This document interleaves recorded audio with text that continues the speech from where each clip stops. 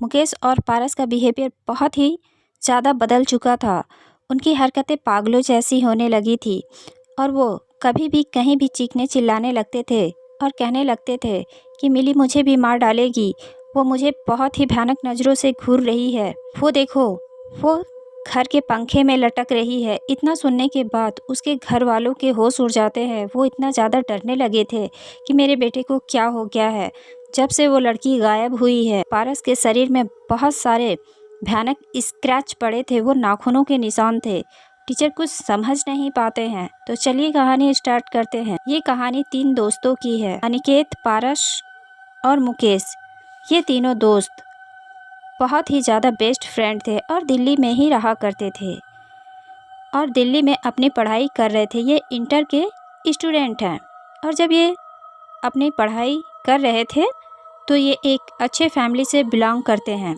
ये तीनों दोस्त एक रईस परिवार से थे और इनकी जो इच्छा होती थी ये वो करते थे। और इनके ही क्लासमेट एक थी मिली, जो भी इनके साथ ही पढ़ा करती थी।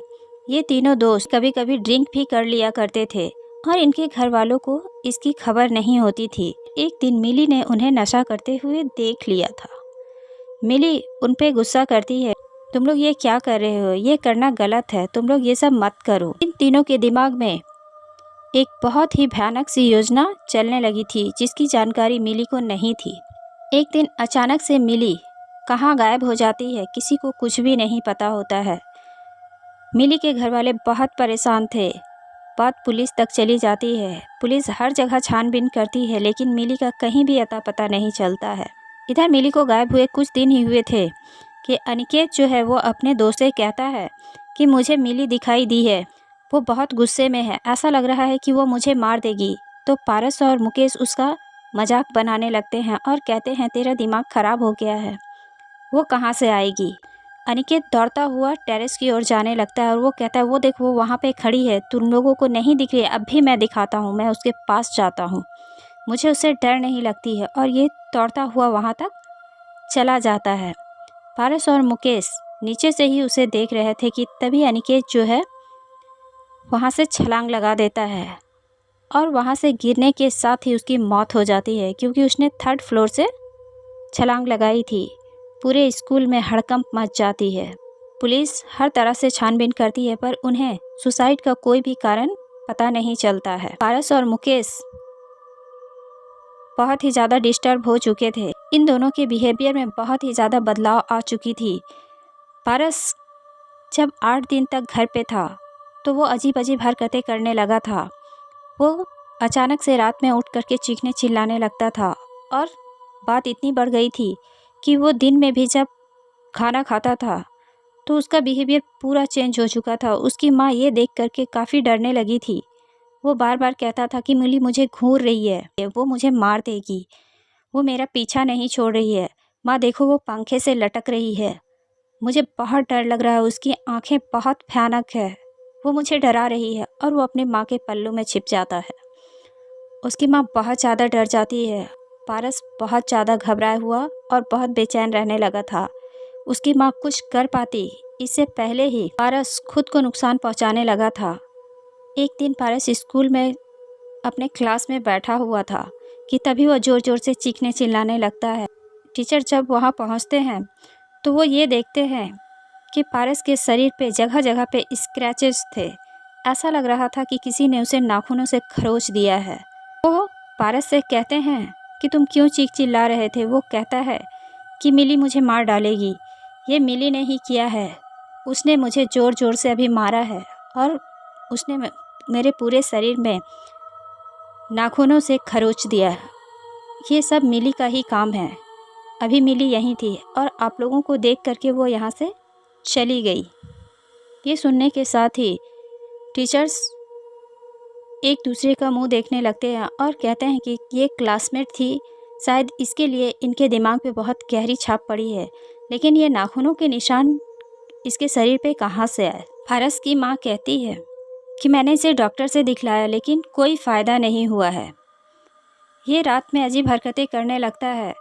ये उठ करके बैठ जाता है और कहता है कि मिली वहाँ खड़ी है, मिली मेरे साथ बेड पे है और वो मुझे घूरे जा रही है।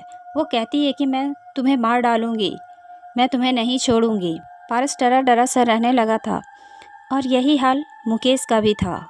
मुकेश अपने घर में पागलों सा व्यवहार करने लगा था। उसने तो स्कूल जाना भी छोड़ दिया था।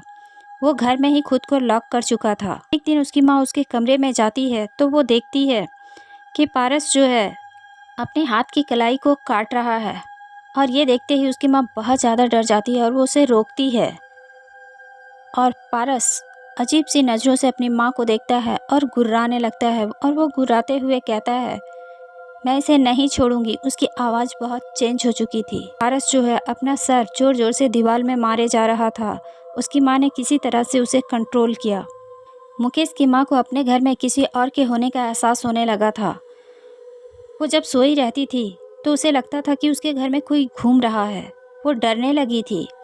एक दिन जब वो अपने कमरे में सोई हुई थी तो उसने एक परछाई को मुकेश के कमरे में जाते हुए देखा और वो उठ करके बैठ जाती है। वो जैसे ही मुकेश के कमरे में जाती है तो वो देखती है कि उसका बेटा हवा में लहरा रहा है। ऐसा लग रहा था कि किसी ने उसे गर्दन से पकड़ करके उठा लिया है। सडनली वो धड़ाम से नीचे गिर जाता है। उसकी माँ उसे उठाती है, उसे होश में लाती है। पारस के पिता उसके दोस्तों से कहते हैं कि इसे किसी तरह से स्कूल लेके जाओ, इसका मन लगा रहेगा और मैं कुछ करता हूँ। वो एक तांत्रिक से बात करते हैं और इधर उसी दिन पारस जो है वो स्कूल गया हुआ था और तांत्रिक की बातें सुन करके पारस के पिता के पैरों तले की ज़मीन खिसक जाती है और वो झटपट से स्कूल टीचर को कॉल लगाने लगते हैं। जैसे ही टीचर कॉल रिसीव करते हैं और ये कहते हैं कि पारस को अभी कभी यहाँ बुलाओ, तब तक इधर एक अजीब चीखने चिल्लाने की आवाज़ सुनाई देने लगती है और टीचर बाहर निकलते हैं तो वो देखते हैं कि सारे बच्चे एक जगह इकट्ठे हैं और वो बहुत ज़्यादा डरे सहमे हुए हैं। और जब टीचर वहाँ पहुँच करके देखते हैं तो वो देखते हैं कि पारस ने सुसाइड कर लिया है और ये खबर पारस के पिता तक जाती है। वो दौड़ते हुए वहाँ पहुँचते हैं और अपने बच्चे को लेकर के घर जाते हैं, उसका दाह संस्कार करते हैं। और इधर मुकेश की हालत बहुत ज़्यादा ख़राब थी।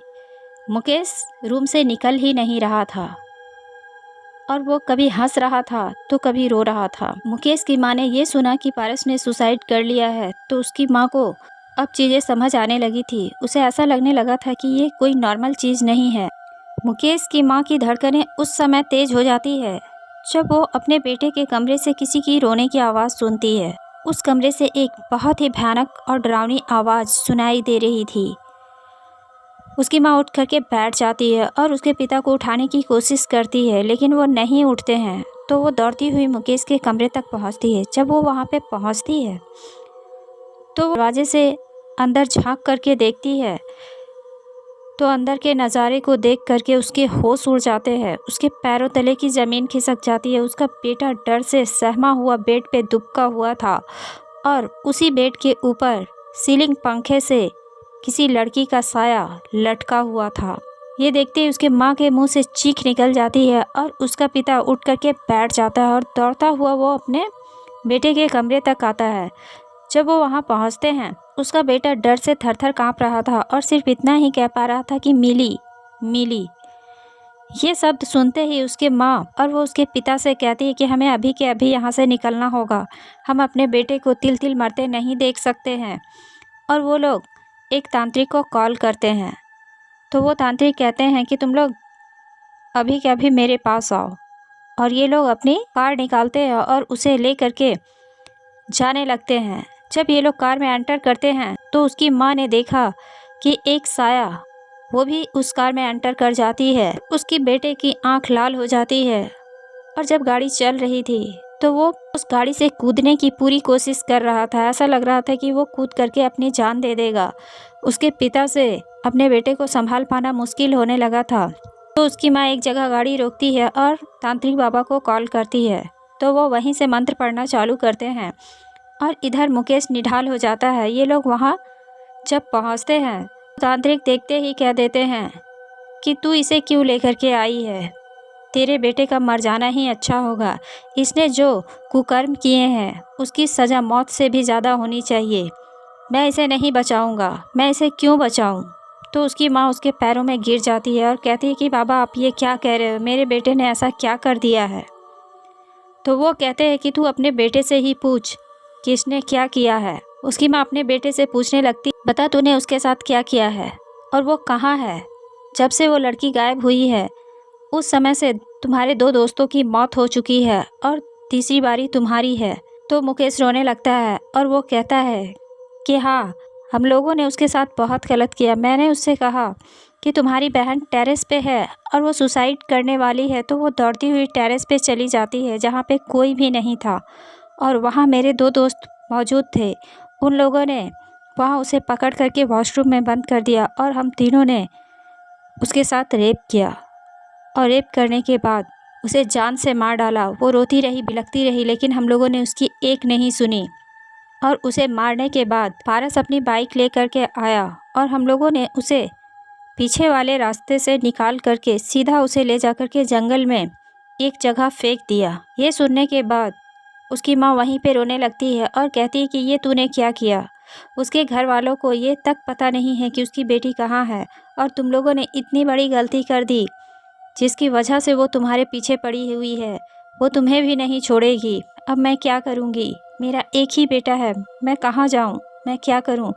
उसकी माँ बहुत रोने गिड़गिड़ाने लगती है और अपने बेटे को मारने लगती है कि ये तूने क्या कर दिया। हम लोगों ने तुझे पाल पोस कर इसलिए बड़ा किया था। और वो तांत्रिक बाबा के पैरों में गिर करके माफ़ी मांगने लगती है। तो वो कहते हैं कि तुम लोग मुझसे क्यों माफ़ी मांग रहे हो। माफ़ी तो तुम्हें उस लड़की से मांगनी चाहिए जिसके साथ इसने गलत किया है। उसके फैमिली वालों से तुम्हें माफ़ी मांगनी चाहिए। वो अब बहुत भयानक रूप ले चुकी है, वो इसे नहीं छोड़ेगी और वो एक पवित्र आत्मा है। अगर वो बुरी आत्मा होती तो मैं उसे 1 मिनट में कब्जे में कर लेता, लेकिन वो एक अच्छी आत्मा है। उसके साथ गलत हुआ है, मुझे उसका साथ देना चाहिए। तांत्रिक बाबा मिली की आत्मा को बुलाते हैं और वो उससे कहती है मैं इसे नहीं छोड़ सकती हूँ, मेरी आत्मा भटक रही है और ये आराम से रह रहा है। मेरे घर वालों को ये भी नहीं पता कि मैं ज़िंदा हूँ या नहीं। पूरी सोसाइटी में मेरी माँ की बदनामी हो चुकी है, मेरे पेरेंट्स की बदनामी हो चुकी है। लोग कहते हैं कि तेरी बेटी भाग गई। मेरे घर वालों को बहुत यातनाएं सहनी पड़ती है, मैं इसे कैसे छोड़ दूँ। मिली के परिवार वालों को कॉल किया जाता है, वो लोग वहाँ पहुँचते हैं तो मिली नॉर्मल हो जाती है।